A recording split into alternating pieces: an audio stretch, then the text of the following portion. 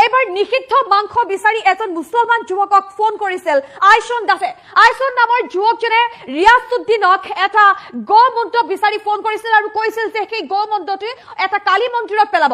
কালী মন্দিৰত গো মাংস আৰু লগতে গোমন্ত্ৰ পেলাই শান্তি সম্প্ৰীতি সেই পৰিৱেশ বিনষ্ট কৰাৰ ভয়ংকৰ ষড়যন্ত্ৰ কৰিছিল আইছন দাসে। সেই কল ৰেকৰ্ডিং বৰ্তমান ভাইৰেল হৈছে, যি ৰেকৰ্ডিঙে বৰ্তমান সমগ্ৰ লংকাতে তীব্ৰ প্ৰতিক্ৰিয়াৰ সৃষ্টি বাড়িতে একটা মন্দির আছে, গরুর মাথা লাগে।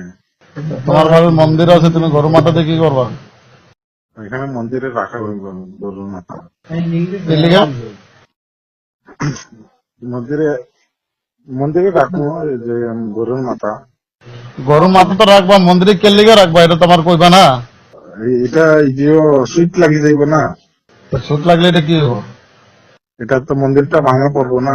8:40 বা 9টা বজা হব। তাক এটা কামৰ চাইডৰ পৰা তাক ধৰি পেলাই বজৰংগী দলে তাক ধৰি পেলাই পিটনে দিলে, দি পেলাই লংকা থানা লৈ আহিলে। কি হব নহব মই নাজানো। মোৰ ভয়তে যে মোক ফোন মাৰিছে, বঙালী ল'ৰা মই মুছলিম ল'ৰা, বাই চান্স কিবা হলে আমাকে ময়ে ফাঁচিম, সেইটো কাৰণে মই লংকা থানা আৰক্ষীক জনাই পেলাই হেৰি কৰিলো। আমি বিচাৰিছো, আমচু উজাই জিলা সমিতিয়ে বিচাৰি আছে যে বিষয়টো সঠিক তদন্ত হওক আৰু এই যুৱকজন, আমি জনামতে যুৱকজনে দিন হাজিৰা কৰে।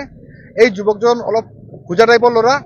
ইয়াৰ পিছত কোনোবা থাকিব পাৰে, কোনোবা এটা দুষ্ট চক্ৰ থাকিব পাৰে যে এই যুৱকজনক ব্যৱহাৰ কৰি মানে গৰুৰ মাথা আনি এই কোনোবা মন্দিৰত পেলাব। কাৰণ যোৱা 6 মাহমানৰ ভিতৰত এই এলেকাত আপোনাৰ উদালি এলেকাত বা আমাৰ আপোনাৰ হেৰিত এই ভালুকমাৰী এলেকাত দুই তিনিটা ঘটনা সংঘটিত হৈছে।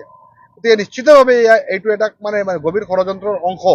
গতিকে আৰক্ষীয়ে কঠোৰভাৱে এইটো তদন্ত কৰি যিসকল ইয়াৰ বেকগ্ৰাউণ্ডত আছে বা থাকিব পাৰে সেই সকলক মানে চিনাক্ত কৰি মানে বিহিত ব্যৱস্থা গ্ৰহণ